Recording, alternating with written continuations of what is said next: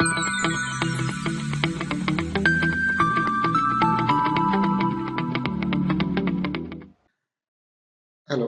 In this video, I'm going to be discuss about evaporation and sputtering techniques. Evaporation techniques. For the evaporation process, the substance to be evaporated is heated in a dedicated container, that is ceramic crucible, tabard, W spiral, wire, etc. By the introduction of energy, electrical current, electron beam, laser arc, discharger, etc. to a suitable temperature.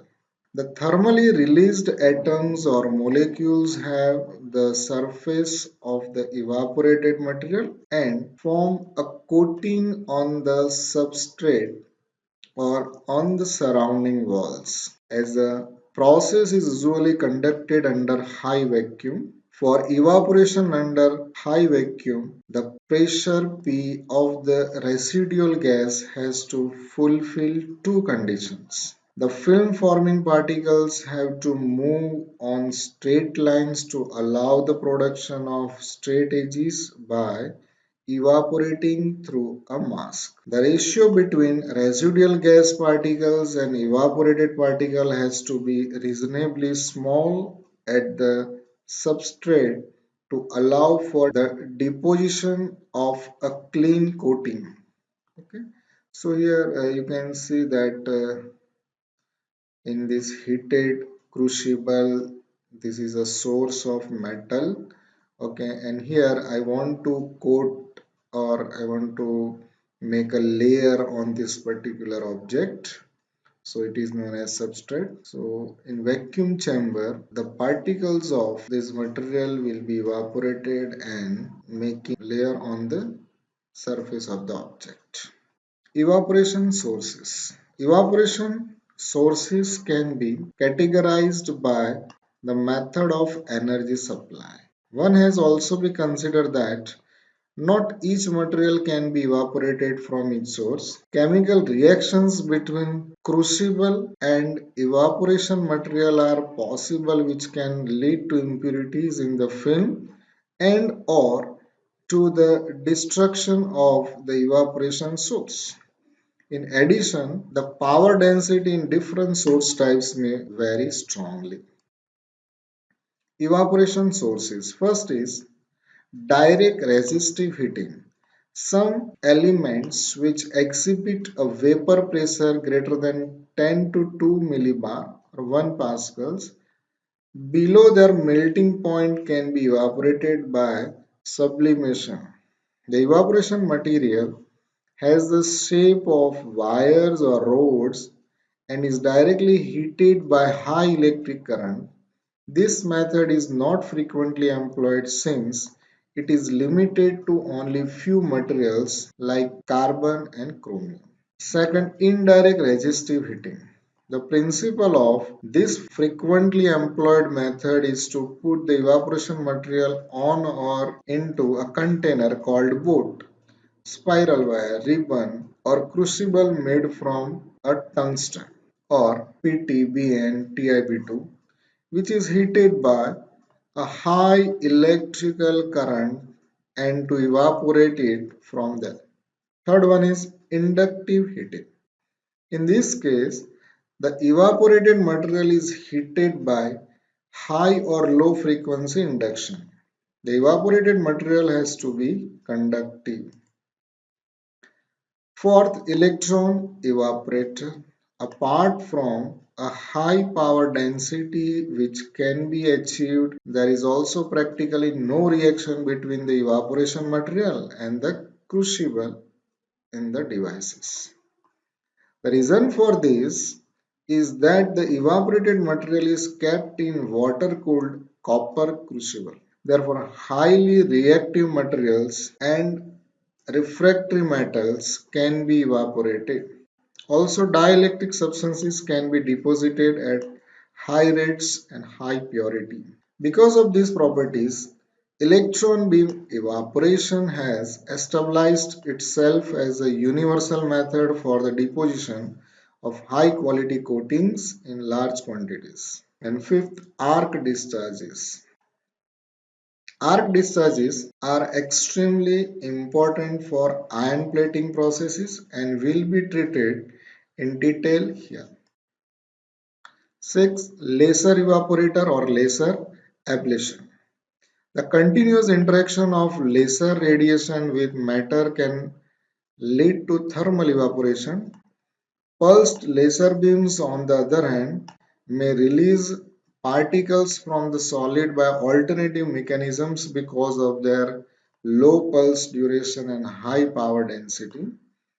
Local plasmas and explosive evaporation play an important role. The use of pulses lasers, termed laser ablation, has gained considerable importance in the field of PVD method, that is physical vapor deposition, which is starting in the 1990s. Sputtering. If ions hit the surface of a solid, then amongst other possible interactions, neutral atoms, clusters, molecules or ions of the bombarding material can be emitted.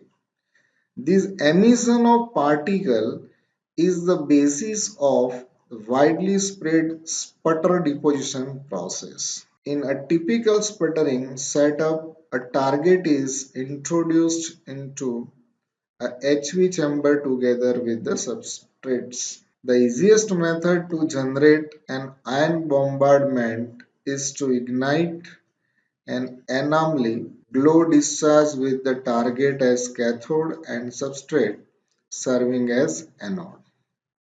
An attractive property of sputtering is its universal applicability.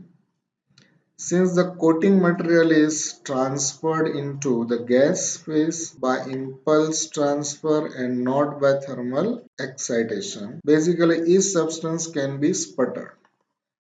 So this is a sputtering process. If an alloy consisting of components with different yields is sputtered, the component with the lower yield is accumulated on the target source. Since diffusion processes are suppressed due to efficient target cooling mass conversion requires a stationary state after a certain transient time. Within the stationary state, the product of surface concentration and sputter yield is proportional to the concentration of respective component in the target. Therefore, the current of deposition particles has the same composition as the target material. These processes occur within a surface zone of a target with a thickness of approximately 5 to 10 nanometer. Radio frequency sputtering. The advantage of RF sputtering is the possibility to sustain a gas discharge at much lower pressures 0.5 to 2 pascals with a high frequency alternating voltage, that is 1356 megahertz free industry frequency, than with DC voltage. A second important feature is the possibility to sputter semiconductors and insulators.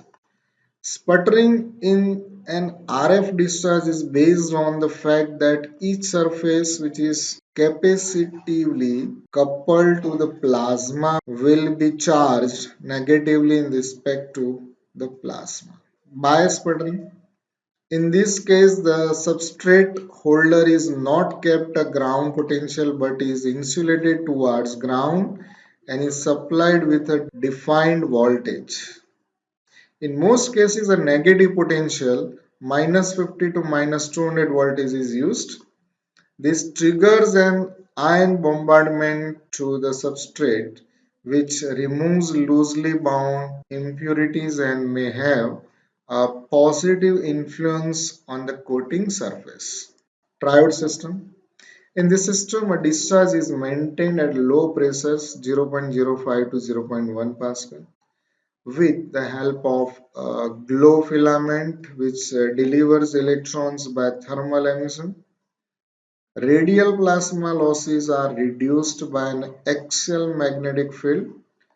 Advantages like a high deposition rate at low pressure are counteracted by the high sensitivity of the filament to reactive gases and impurities, which may drastically reduce the lifetime of the assembly. And last is magnetron sputtering. The scope of applications, especially in the field of high technology, significantly could be widened by the introduction of the so-called magnetron sources. Magnetron system allow for the achievement of high deposition rates at low working gas pressure, even below 0.1 pascals, and at low substrate heating. So this is the process of magnetron sputtering. Thank you very much for watching this video.